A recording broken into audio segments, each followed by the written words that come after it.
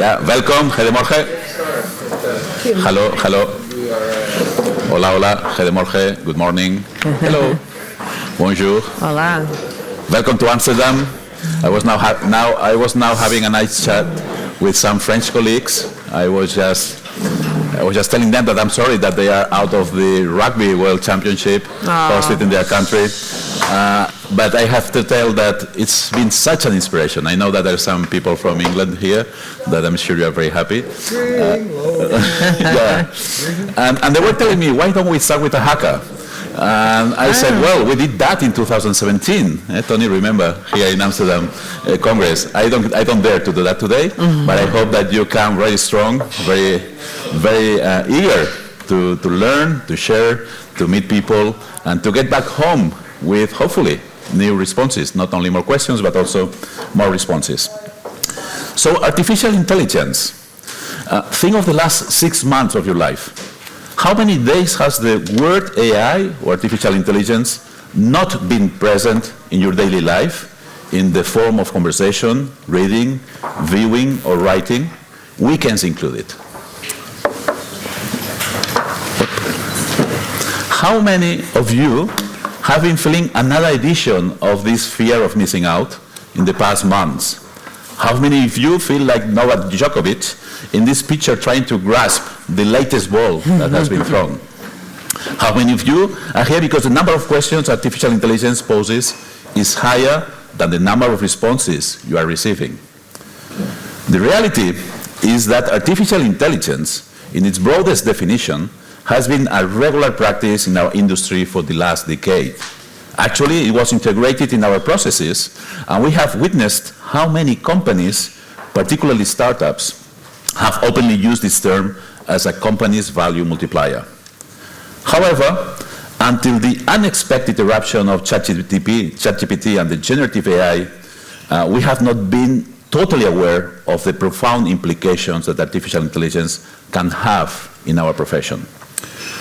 We can say that ChatGPT, as well as to a big part of our societies, has been our wake-up call. Playing with ChatGPT, I prompted the following question. What are the buzzwords for AI in the insights and market research industry? The result I obtained is based on the accessible data until September 2021.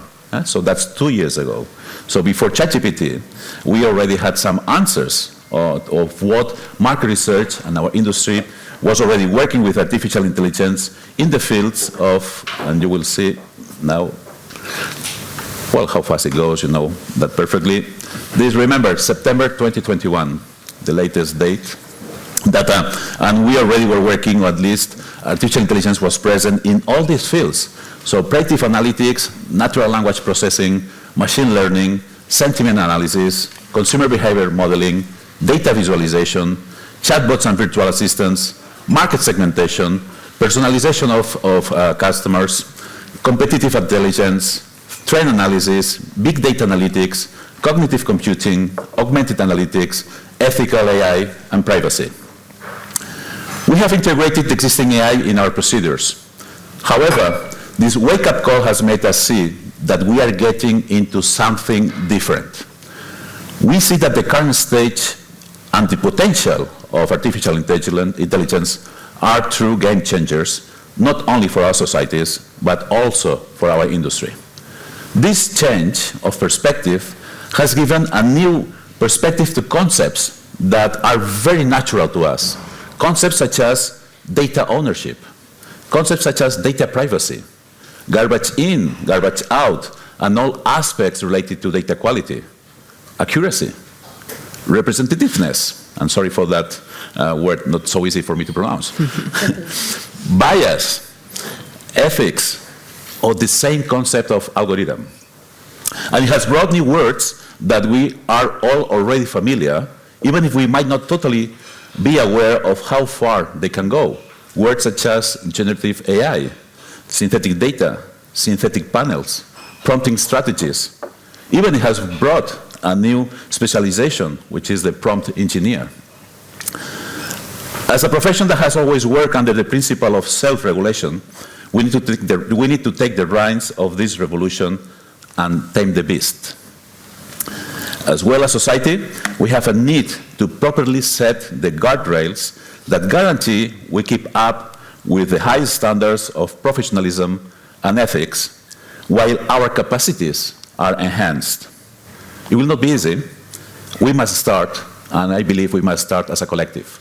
We must start working together because it has to be a community's effort, a professional community's effort.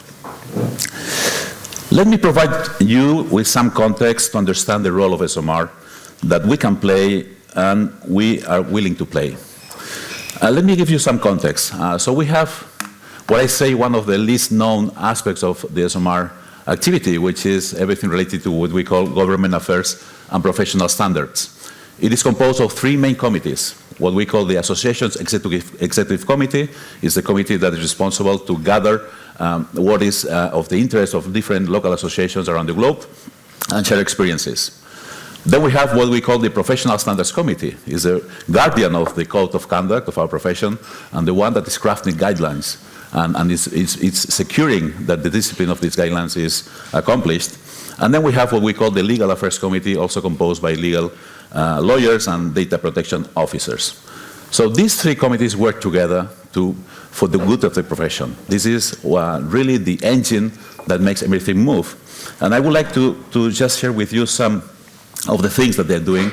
And we'll start with Professional Standards Committee. They're working, as I said, as the guardians of the code. We're going to work now in a new revision of the code. You will be aware of that.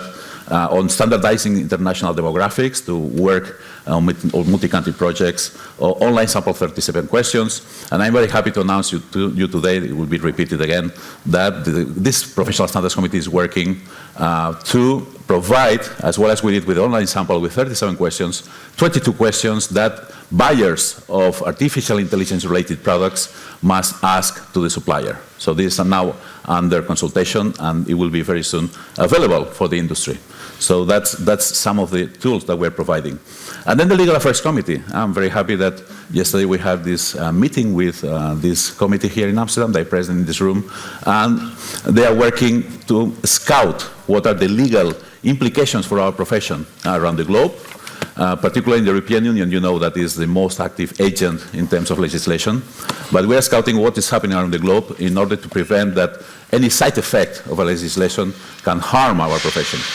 And one of the reasons I always like to talk about, one of the recent victories we have is regarding the gig economy. So this legislation that wants to legislate on the workers of the companies such as Uber, Deliveroo, and so on, that could eventually imply that all our respondents in all our panels in our industry had to be treated as employees of the companies.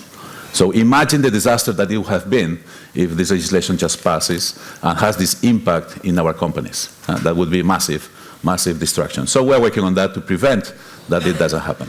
So this is the context that I want to provide you of what ESOMAR is working, and that can be very helpful to tackle this challenge we have to tame the beast of the artificial intelligence.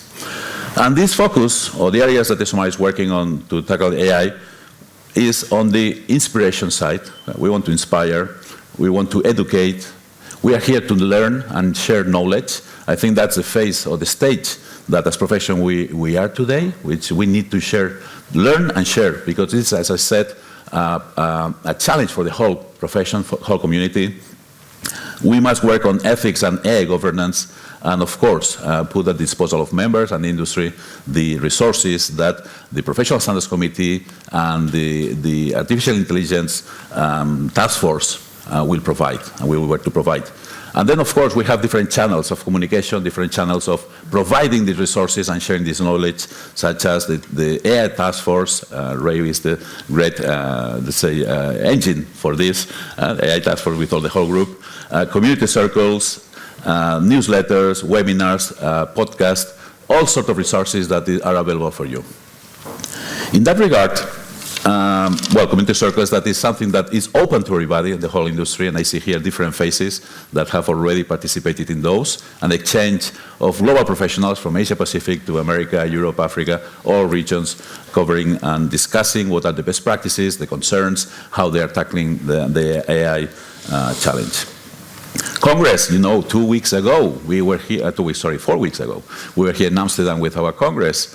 AI was one of the main topics, and I just share with you one of the papers that was most commented, which was ChatGPT and what's all the fuss. This paper was just comparing a study made by humans and made by ChatGPT, and they brought some very nice conclusions and some other papers. If you are members of ESOMAR, you know that you can always consult presentations and papers on our repository, Anna. And by the way, we are here at the Heineken Experience building, so we have Tony Costella. Thank you so much, Heineken, for allowing us being here in this event. Thank you so much again for hosting us in this such beautiful event with these such views. So, artificial intelligence in our events such as Congress, you can consult it on Anna. And now we are going to Singapore. In November, we are having this the Arts and Science of Innovation. So it's a global event hosted in Singapore.